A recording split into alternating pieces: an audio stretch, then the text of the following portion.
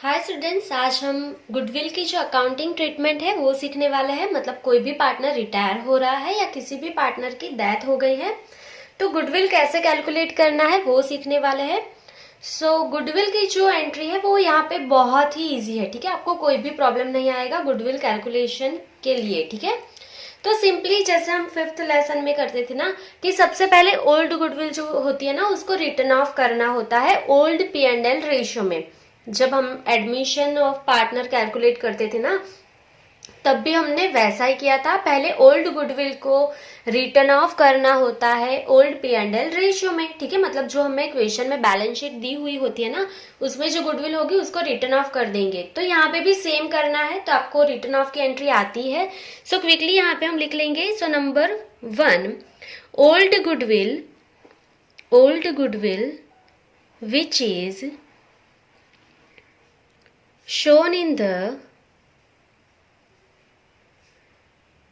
Old balance sheet. ठीक है, मतलब जो क्वेश्चन में दी हुई है ना उसे हम ओल्ड बैलेंस शीट बोलेंगे, क्योंकि न्यू बैलेंस शीट जो होगी वो तो हम खुद बनाएंगे आंसर में। ठीक है, सो जो ओल्ड बैलेंस शीट में गुडविल आपको दी हुई है विल बी रिटर्न ऑफ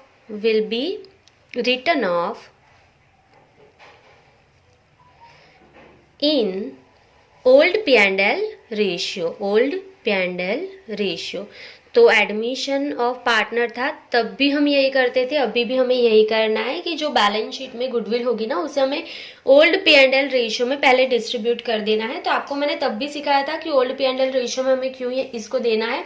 तो जो पार्टनर रिटायर हो रहा है ना तो उसका भी इसमें शेयर है गुडविल में, तो आपको ओल्ड पार्टनर को भी इसको देना है गुडविल का पैसा। ठीक है, तो अगर गुडविल रिटर्न ऑफ कर रहे हैं ना हम लोग, गुडविल रिटर्न ऑफ कर रहे हैं तो डेबिट की जगह पे गुडविल क्या हो जाएगी, क्रेडिट।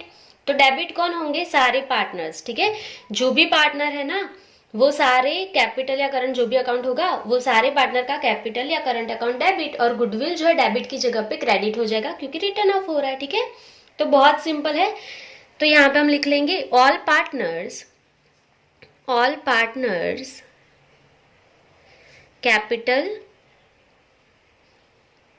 और करंट अकाउंट, जो भी अकाउंट होगा कैपिटल होगा तो कैपिटल अकाउंट में डेबिट करेंगे, और अगर करंट अकाउंट होगा तो करंट अकाउंट में डेबिट करेंगे। ठीक है, ऑल पार्टनर्स कैपिटल और current account debit to goodwill जो है वो क्या हो जाएगा, रिटर्न ऑफ हो जाएगा। तो गुडविल क्या हो जाएगा, क्रेडिट टू गुडविल अकाउंट। कौन से रेशियो में देना है, ओल्ड P&L रेशियो में सिर्फ डिस्ट्रीब्यूट कर देना है। ठीक है, तो ये बहुत सिंपल एंट्री थी, आपको आती है, यहाँ पे भी कुछ नया नहीं है, यही करना है। ठीक है, चलिए अभी दूसरी एंट्री करनी है गुडविल के लिए। तो ये समझना है कि जो पार्टनर रिटायर हो रहा है ना, ठीक है, या जिसकी भी डेथ हो गई है ना वो पार्टनर जाएगा। ठीक है, तो अगर वो पार्टनर जा रहा है, जैसे हमने कल एग्जाम्पल में सीखा था कि 3 पार्टनर है, suppose A, B and C।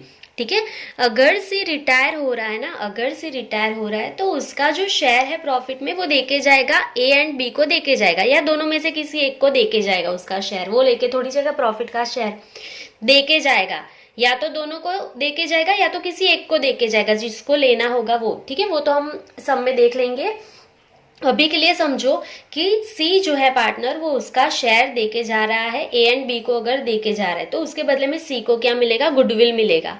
ठीक है, सी जा रहा है ना तो उसको क्या मिलेगा, गुडविल का पैसा। वो उसका शेयर जो है ना वो A एंड B को देके जाएगा, शेयर ये दे देगा, उसके बदले में A एंड B जो है वो सी को क्या देंगे, गुडविल देंगे। ठीक है, यहाँ पे मैं लिख रही हूँ A एंड B जो है वो सी को क्या देंगे, गुडविल देंगे, गुडविल का पैसा। समझ गए, चलिए तो सी जो है वो A एंड B को शेयर देगा, उसका प्रॉफिट का शेयर, उसके बदले में A एंड B जो है वो सी को क्या देंगे, गुडविल का पैसा दे देंगे। ठीक है, चलिए तो सिंपल सी बात है। यहाँ पे सेकेंड एंट्री बहुत इजी है, यहाँ पे मैं लिख रही हूँ रिटायरिंग और deceased partner is given his share in goodwill in their gaining ratio। इसका मतलब क्या है कि गुडविल का जो पैसा है ना, ठीक है, वो सी को देना है। कौन देगा? ए एंड बी देगा, ठीक है। ए एंड बी दोनों पार्टनर सी को गुडविल का पैसा देंगे। और कौन से रेशियो में देंगे? गेनिंग रेशियो में। मैंने बोला था ना गेनिंग रेशियो भी फाइंड करना है हमें, ठीक है। गुडविल जो होगी ना वो गेनिंग रेशियो में देते हैं, ठीक है। चलिए, अभी आप समझो कि सी जा रहा है ना, तो उसको पैसा मिलेगा गुडविल का। अगर पैसा मिलेगा तो उसके कैपिटल या करंट अकाउंट में क्रेडिट होगा, ठीक है। और सिंपली आपको लर्न करना है ना, तो जो पार्टनर जा रहा है ना वो पैसा लेके जाएगा तो वो क्रेडिट होगा, ठीक है। उसको पैसा मिलेगा तो क्रेडिट। और जो पार्टनर पैसा देंगे वो कौन है? A and B. तो ए एंड बी डेबिट हो जाएंगे और सी जा रहा है ना तो उसको पैसा मिल जाएगा तो सी क्रेडिट हो जाएगा। बहुत सिंपल है। ये जर्नल कब करनी है? जब दोनों पार्टनर को गेन हो रहा है, ठीक है। ए एंड बी दोनों को गेन हो रहा है ना, तो ए एंड बी दोनों डेबिट होंगे और जो जा रहा है ना वो क्रेडिट हो जाएगा, ठीक है। तो सिंपली क्या लर्न रखेंगे? जो गेनिंग पार्टनर है ना, जो गेनिंग पार्टनर है, जिनको गेन हो रहा है ना वो डेबिट करेंगे, ठीक है। और जो पार्टनर रिटायरमेंट हो रहा है या जिसकी डेथ हो रही है ना उसको हमें क्रेडिट करना है, ठीक है। तो ये दो कंडीशन ही नहीं आने वाली है, देखो ये दो कंडीशन ही नहीं आएगी और एक तीसरी भी आएगी कि सैक्रिफाइस कर रहा है कोई पार्टनर, तो वो भी सीखेंगे। पहले ये सीख रहे हैं कि अगर ए एंड बी दोनों को गेन हुआ है और सी रिटायर हो रहा है तो सी क्रेडिट हो जाएगा, और ए एंड बी को गेन हुआ है तो वो दोनों पार्टनर डेबिट होंगे। क्यों? क्योंकि ये दोनों पार्टनर पैसा देंगे और देंगे तो कैपिटल या करंट अकाउंट में डेबिट करना है, और इस सी को पैसा मिलेगा तो सी क्रेडिट हो जाएगा, ठीक है। बहुत सिंपल है। यहाँ पे हम लिख रहे हैं कंटिन्यूइंग पार्टनर्स, मतलब अभी ए एंड बी ही कंटिन्यूइंग पार्टनर है। कंटिन्यूइंग पार्टनर्स कैपिटल और करंट अकाउंट, कैपिटल और करंट अकाउंट डेबिट, ठीक है। तो यहाँ पे मैं ब्रैकेट में लिख रही हूँ गेन, ठीक है। जिनको गेन हो रहा है ना वही पार्टनर डेबिट होंगे। क्लियर? 2, ठीक है। कौन क्रेडिट होगा? जो रिटायर हो गया है या जिसकी डेथ हो गई है ना उसको उस पार्टनर को हम क्रेडिट कर देंगे, ठीक है। 2 रिटायरिंग और डिसीज्ड पार्टनर्स कैपिटल अकाउंट, ठीक है। जो रिटायर हो गया है या जिसकी डेथ हो गई ना वो पार्टनर को आप यहाँ पे क्या करेंगे? क्रेडिट कर देंगे। क्लियर? चलिए, ये बहुत इजी था। ये कब करना है? जब दोनों पार्टनर को गेन हुआ है तब ये वाली एंट्री करेंगे। अभी आप समझो कि अगर यहाँ पे देखो ए है, बी है एंड सी है, ठीक है। अभी सी रिटायर हो रहा है ना तो सारा शेयर जो है वो ए को ही देके जा रहा है, बी को कुछ नहीं मिला, ना गेन ना सेक्रीफाइस। उसको गेन भी नहीं हुआ, सेक्रीफाइस भी नहीं हुआ बी को। तो सी जो है ना वो सारा शेयर ए को देके जाएगा, तो ए को मिलेगा प्रॉफिट में शेयर। उसके बदले में ए जो है वो सी को सारा पैसा दे देगा गुडविल का। तो ये वाली कंडीशन में क्या होगा? तो ए डेबिट हो जाएगा, मतलब ए को गेन हुआ ना तो कंटिन्यूइंग पार्टनर मतलब कौन डेबिट होगा? ए डेबिट हो जाएगा और सी क्रेडिट हो जाएगा। बी कहीं पे भी नहीं आएगा ये वाली जर्नल में। बी क्यों पैसा देगा सी को गुडविल का? ए को शेयर मिला है ना प्रॉफिट में, तो ए ही पैसा देगा सी को, ठीक है। तो बी की एंट्री यहाँ पे नहीं होगी क्योंकि बी को ना गेन हुआ है ना सेक्रीफाइस हुआ है। समझ गए? चलिए, ये कंडीशन भी कंप्लीट हो गई। अभी तीसरी कंडीशन समझते हैं। देखो पहली क्या थी कि सी रिटायर हो रहा है, ए एंड बी को शेयर देके जा रहा है, तो ए एंड बी बदले में गुडविल का पैसा सी को दे देते हैं, ठीक है। पर यहाँ पे क्या एंट्री की थी? तो ए एंड बी दोनों डेबिट, दोनों को गेन हुआ है तो डेबिट, और सी क्रेडिट हो गया, ठीक है। अभी लास्ट कंडीशन सिखा रही हूँ मैं। लास्ट कंडीशन क्या है कि 3 पार्टनर है, A B and C. Again 3 partner है। ये सारी चीजें आपको समझने के लिए है, ये आपको लिखना नहीं है, ये वाला ही लिखना है आपको, ठीक है। अभी ये समझो, A B and C 3 partner है। अगेन सी रिटायर हो रहा है, ठीक है। सी रिटायर हो रहा है ना तो उसका जो शेयर है ना वो किसने ले लिया? ए ने ले लिया। सी जो है, ठीक है, उसका शेयर किसको मिल रहा है? ए को मिल रहा है। अभी जब रिकंस्ट्रक्शन होता है ना, मतलब P and L ratio new बनेगा ना अभी, तो सी के जाने से जब रिवैल्यूएशन होता है ना तो बी को सेक्रीफाइस करना है उसका शेयर, मतलब बी का जो शेयर है ना वो उसको सेक्रीफाइस करना है। बी भी सेक्रीफाइस करेगा, सी भी सेक्रीफाइस करके जा रहा है ना, ए को देके जा रहा है, तो बी अपना शेयर जो है वो भी सेक्रीफाइस करके ए को दे देगा। समझो, तो ये वाले केस में क्या हुआ कि सी जो है वो उसका शेयर ए को देके जाएगा और बी जो है वो भी उसका शेयर सेक्रीफाइस करके ए को दे रहा है, ठीक है। तो बदले में ए क्या करेगा, ए बी को भी देगा गुडविल का पैसा और सी को भी देगा, समझ गए। गुडविल का पैसा बी को भी मिलेगा और सी को भी मिलेगा, और कौन पे करेगा, सिर्फ ए, क्योंकि ए ने ही प्रॉफिट में शेयर लिया है, ठीक है। दोनों ने प्रॉफिट का शेयर ए को दे दिया, तो ए ने क्या किया, बी एंड सी को गुडविल का पैसा दे दिया। बहुत सिंपल है ये वाला, ठीक है। तो इन केस अगर आपको क्या आता है, सम में कैसे पता चलेगा क्या करना है, तो एक पार्टनर का गेन आता है और दूसरे पार्टनर का सेक्रीफाइस आता है ना अगर, तो ये वाला करना है हमें, ठीक है। तो मैंने अभी आपको सिखाया कि गेन होगा ना जिसको, वो पैसे देगा गुडविल का, तो उसके अकाउंट में से हमें डेबिट ही करना है, ठीक है। तो ये दूसरी कंडीशन यहाँ पे मैं लिख रही हूँ, और या तो ये जर्नल करनी है, अगर किसी ने सेक्रीफाइस किया है ना तो ये और वाली जर्नल होगी, ठीक है। सो तब क्या करना है, सो कंटिन्यूइंग पार्टनर्स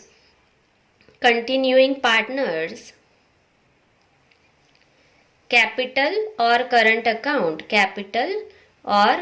अकाउंट डेबिट, ठीक है। ब्रैकेट में लिख रही हूँ अगेन, गेन, जिनको गेन हुआ है ना वही डेबिट होगा। यहाँ पे किसको गेन हुआ है, ए, तो ये ए डेबिट हो जाएगा, ठीक है।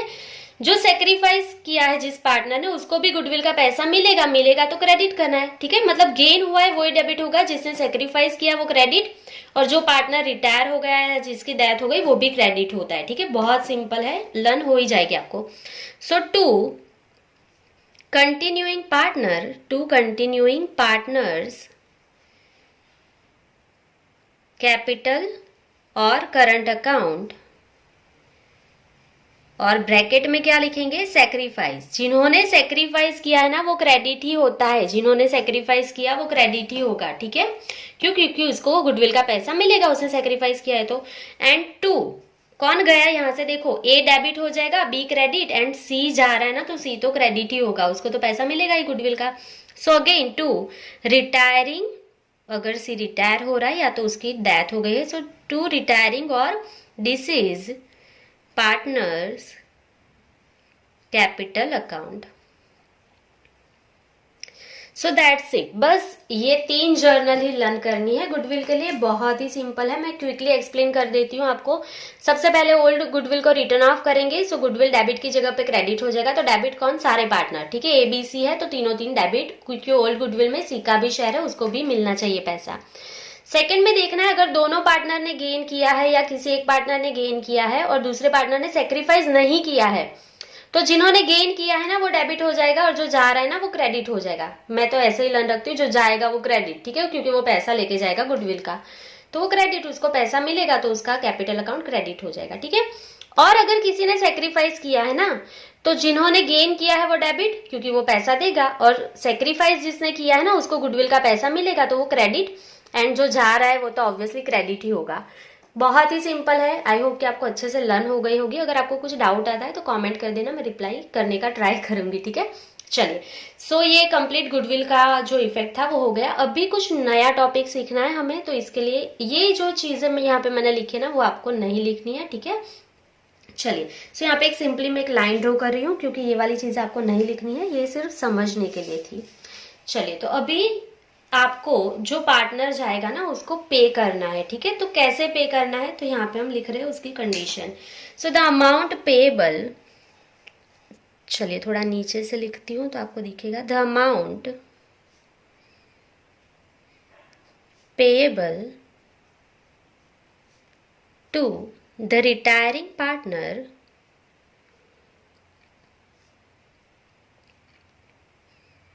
is paid in cash fully or partly, and balance of unpaid amount is transferred to his or her loan account.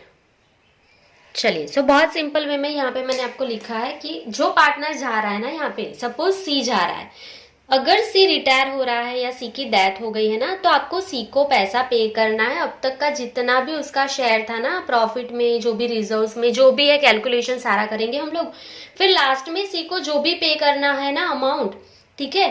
तो या तो आप फुल्ली कैश में पे कर दोगे या तो थोड़ा बहुत कैश दे दोगे। अगर कैश बिल्कुल भी नहीं है ना तो क्या करना है, तो आप थोड़ा कैश पे कर दो या तो फुल्ली कैश पे कर दो। अगर आपके पास है फर्म में तो पूरा का पूरा पे कर देना है।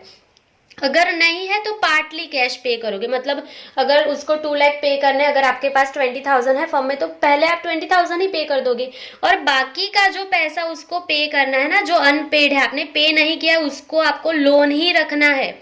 ठीक है। ऐसा क्यों होता है, तो जो पार्टनर रिटायर हो रहा है और जिसकी डेथ हो गई है ना, उसका आपको जो पेमेंट करना होता है ना वो उसी डेट को आपको कर देना चाहिए। पर अगर आपके पास उतना पैसा नहीं है, फर्म में कंपनी में आपके पास इतना पैसा नहीं है उस डेट को, तो वो पार्टनर का आप लोन अकाउंट लोन रख सकते हो। ठीक है। क्यों? क्योंकि उस पे इंटरेस्ट मिलता रहेगा। वो पार्टनर रिटायर हो रहा है ना तो उसको इंटरेस्ट मिलता रहेगा। और अगर उसकी डेथ हो गई है ना तो उसके एग्जीक्यूटर, मतलब जो उसका वारिसदार होगा ना, उसको उस पे इंटरेस्ट मिलता रहेगा। तो हमें लोन रखना है, हम ऐसे ही उसका पैसा नहीं रख सकते, कंपलसरी लोन ही रखना है। उसका पैसा अगर हम पे नहीं करते हैं तो हमें सम में क्या लिखना है, सीज लोन अकाउंट। अगर हमने पैसा पे नहीं किया ना तो उसकी लोन अकाउंट में चला जाएगा पैसा। ठीक है। चलिए, तो समझो अगर हमने कुछ पैसे पे कर दिए हैं, कुछ पैसे पे किए हमने, तो पार्टनर पैसा लेगा जो रिटायर हो रहा है। ठीक है। तो यहाँ पे जर्नल क्या होगी, so retiring partners capital account debit. ठीक है। Retiring partners capital account debit, उसको सपोज हमने 20,000 दे दिए टू कैश और बैंक अकाउंट, मतलब कैश और बैंक क्रेडिट हो जाएगा क्योंकि हमने 20,000 पे किया है। ठीक है। और अगर आपको बाकी के अमाउंट पे करना बाकी है ना, अगर हमने पूरी पेमेंट कर दी तो इतनी जर्नल होगी, पूरी पेमेंट हो गई ना तो जर्नल इतनी होगी। पर आपने अगर कुछ पैसा पे करना बाकी है ना पार्टनर को, सी को पैसा पे नहीं किया है पूरा का पूरा, अगर तो यहाँ पे हम क्या लिखेंगे, to retiring partners loan account. ठीक है। उसकी लोन रखेंगे अभी हम, लोन अकाउंट। और लोन क्यों रखते हैं पार्टनर की, बिकॉज हम उसका पैसा जो है ऐसे ही नहीं रख सकते, उसको या तो उसी डेट को पे कर देना चाहिए जिस दिन से वो रिटायर हो रहा है, या जिस दिन से उसकी डेथ हो गई है उसी दिन हमें उसका पैसा जितना भी होता है ना वो पे कर देना होता है।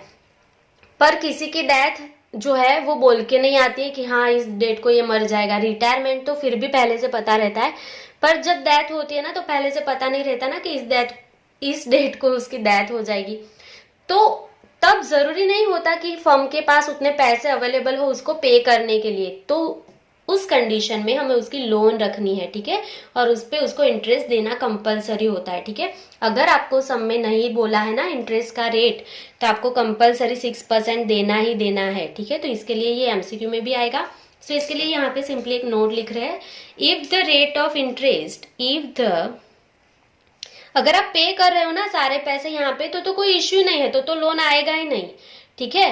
पर अगर आप पार्टली पे कर रहे हो कुछ भी, और अगर आपने कुछ भी नहीं पे किया ना तो सारा पैसा लोन में चला जाएगा। ठीक है। यहाँ पे कैश बैंक नहीं आएगा, सारा पैसा लोन में ट्रांसफर कर देंगे। ठीक है।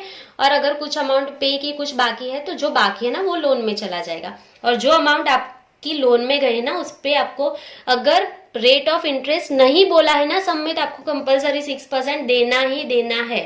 ठीक है। So if the rate of interest payable on loan of retiring partner is not mentioned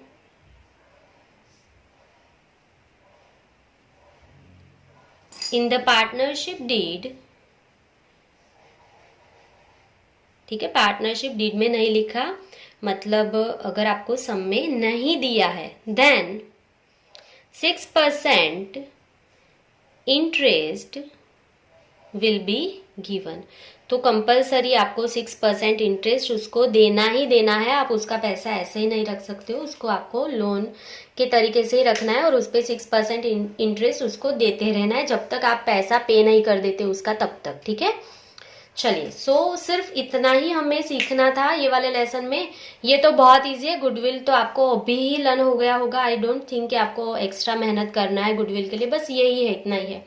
और अगर कोई पार्टनर जा रहा है ना, ठीक है, तो उसको कैश दे दो।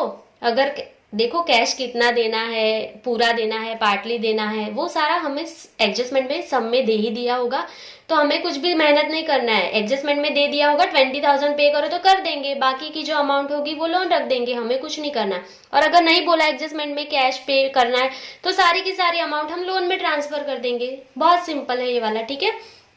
चलिए, सो आई होप कि आपको ये पूरा समझ में आ गया है। आपको सिर्फ ये वाला लिखना है और इस तरफ वाला इतना लिखना है, ये सारी कैलकुलेशन नहीं लिखना है, सिर्फ समझने के लिए मैंने एक्सप्लेन किया था, ठीक है। जर्नल कैसे होगी इसके लिए, तो ये दोनों चीजें आप लिख लेंगे। सो आज के लिए बस इतना ही, आपको इतना लर्न हो जाए तो अब हम सम भी स्टार्ट कर सकते हैं, बस इतना ही सीखना था।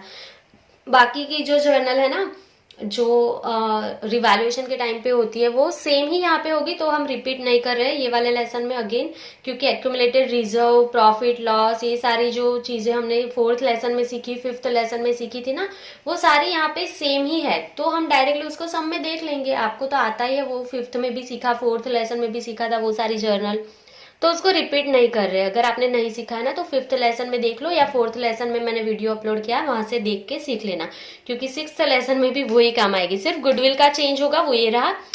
और जो पार्टनर जाएगा ना उसको पे करना है, उसकी एंट्री ये रही, बाकी सारी एंट्री एज इट इज है, कोई चेंज नहीं है, ठीक है। सो आज के लिए बस इतना ही। Thank you for watching, keep learning.